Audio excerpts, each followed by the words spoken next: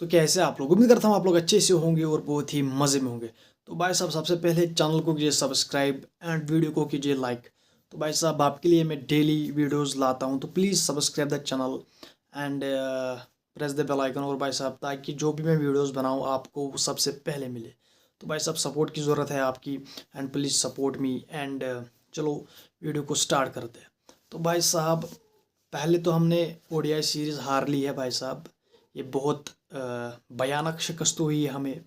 ये शिकस्त हमारे माथे पे थी भाई साहब, ये हमारे माथे पे आ गई।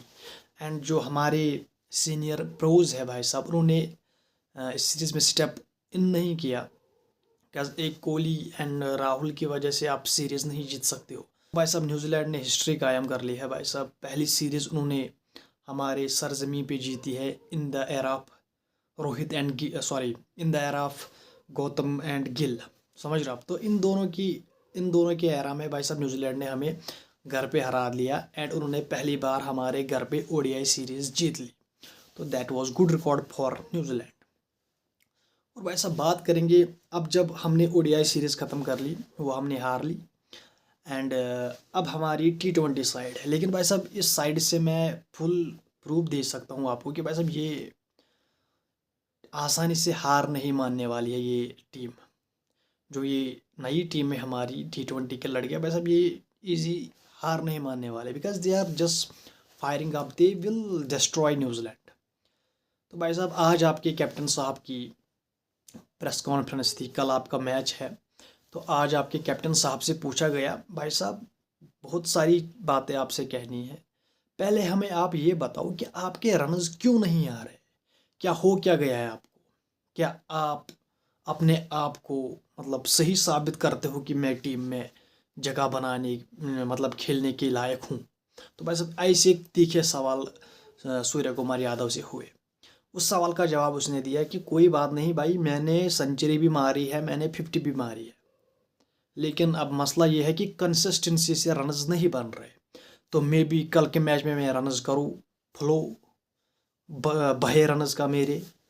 लेकिन भाई साहब आपको ये देखना पड़ेगा कि भाई साहब जब से आई थिंक सूर्य कुमार यादव ने कैप्टनसी ले लिया भाई साहब, तब से वो बिल्कुल फ्लॉप चल रहे हैं। And I don't want this Surya Kumar Yadav in T20 world cup. तो भाई साहब उसमें हमें ऐसा सूर्य कुमार यादव चाहिए जो रन्स करे, जो तेज स्ट्राइक रेट के साथ खेले। तो भाई साहब ऐसा सूर्य कुमार हमें चाहिए। अगर ऐसा सूर्य कुमार यादव हमें वहाँ मिला वर्ल्ड कप में, तो भाई साहब फिर आप रख लो उसे, हमें वो नहीं चाहिए। क्योंकि भाई साहब बहुत सारी चीज़ें डैमेज होती है भाई साहब एक प्लेयर की वजह से, समझ रहे आप। तो इसमें सूर्य कुमार यादव को अपने आप पे काम करना पड़ेगा, अपनी फॉर्म को वापस गेन करना पड़ेगा। तो भाई साहब तभी काम बन सकता है हमारा। और भाई साहब आपके कैप्टन साहब से सवाल हुआ कि भाई साहब जो ये नंबर 3 की स्लॉट है, जो तिलक संभालता था या कभी सूर्य कुमार यादव संभालता था, अब उस पर कौन खेलेगा, तिलक वर्मा तो बाहर है। तो भाई साहब आपके कैप्टन ने सीधे सीधे जवाब दिया। मैंने सोचा था कि भाई साहब ये श्रेयस अय्यर को प्रेफर करेगा, लेकिन भाई साहब वहाँ पर उसने ईशान किशन को प्रेफर किया। उसने कहा ईशान शानदार किशन आपको नंबर 3 पे खेलता हुए दिखेगा, मैं नहीं खेलूँगा। ईशान किशन भाई साहब तिलक वर्मा को रिप्लेस करेगा। लेकिन भाई साहब ईशान किशन की भी अलग ही कहानी है। जब वो टीम से ड्रॉप हुआ तो भाई साहब उसे 2 साल 3 साल उसको किसी ने नहीं पूछा। उसने ऐसी परफॉर्मेंस दिखाई डोमेस्टिक में, समझ रहे आप। जब कोई बंदा मेहनत करता है भाई साहब, उससे उस अपनी उस मेहनत का फल मिलता है, लेट ही सही भाई साहब लेकिन मिलता है।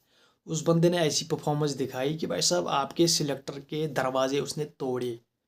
एक तो कहते हैं दरवाज़ा खटखटाना, उसने भाई साहब दरवाज़ा तोड़ दिया एंड सीधा सुकाड़ में जगह बना ली। तो भाई साहब उसकी मेहनत है, वो डिज़र्व करता है नंबर 3। एंड आपके कैप्टन ने आज अनाउंस कर दिया कि वही खेलेगा भाई साहब नंबर 3 पे। जो उसने डोमेस्टिक में परफॉर्मेंस दिखाई उसकी वजह से उसे नंबर 3 दिया गया। एंड आपको ईशान किशन नंबर 3 पे दिखेगा, जो क्या कहते हैं इसको, तिलक वर्मा को रिप्लेस करेगा। एंड श्रेयस अय्यर अभी नहीं खेल पाएगा। और भाई साहब इसी तरह के साथ बहुत बहुत क्वेश्चंस हुए कि क्या आप वर्ल्ड कप के लिए रेडी है लाइक। तो उसने कहा बिल्कुल हम सब रेडी है, we are in good atmosphere, कोई ड्रामा नहीं, कोई हंगामा नहीं, अच्छे से खेलेंगे, लड़के खेलेंगे and we will never give up. समझ रहा आप। तो भाई साहब ये आपके सूर्य कुमार यादव का प्रेस कॉन्फ्रेंस थी। और भाई साहब दूसरी तरफ आज स्कॉर्चर्स एंड सिडनी सिक्सर्स का भाई साहब क्वालिफायर था, लेकिन जिस तरह वहाँ पर सिडनी सिक्सर्स ने बॉलिंग करी, मिचेल स्टार्क ने बॉलिंग अच्छी करी, लाइक उन्होंने 140 प्लस रनर्स पर स्कॉचर्स को रोका, लेकिन देन भाई साहब जब क्या कहते हैं इसको सिक्सर्स बैटिंग करने आए भाई साहब, बाबर आजम पहला प्लेयर बना जो वहाँ पर डक पे आउट हुआ उस इनिंग में, समझ रहा आप।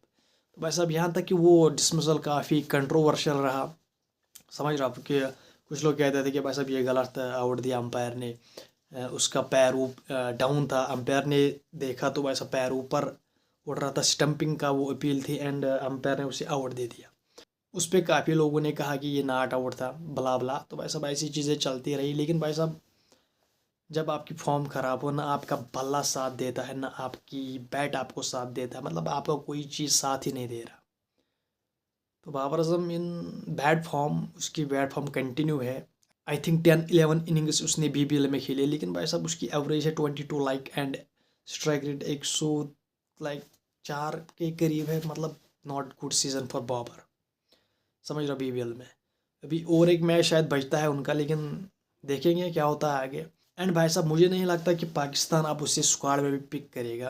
एंड एक तो इन पाकिस्तान वालों को बोलो भाई साहब इतना लेट क्यों स्क्वाड करते हो आप, क्या छुपाते हो आप, कौन सी सरप्राइजिंग एंट्री है आपके पास जो आप इतना लेट स्क्वाड अनाउंस करते हो। तो भाई साहब सबसे पहले भी आप ही निकल जाते हो टूर्नामेंट से, जब आप इतना लेट स्क्वाड अनाउंस करते हो तो पहली टीम आप ही बनते हो जो टूर्नामेंट से बाहर निकलती है। तो भाई स्क्वाड अनाउंस करो, क्या मसला है भाई साहब, क्या छुपा रखा है आपने इस जोली के पीछे, भाई साहब स्क्वाड तो अनाउंस करो।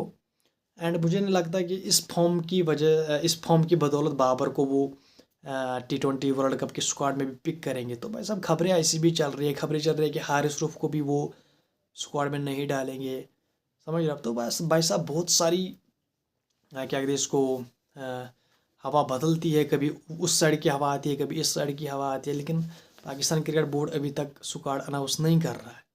उनको तो अपना स्क्वाड अनाउंस करना चाहिए। तो हम भी तो देखें भाई साहब कौन सी सरप्राइजिंग एंट्री छुपा रखी है उन्होंने। तो भाई साहब उम्मीद करता हूँ आपको वीडियो पसंद आई होगी। वीडियो पसंद आने के साथ चैनल को सब्सक्राइब, वीडियो को कीजिए लाइक एंड बेल आइकन पर जरूर रखिए। Bye bye.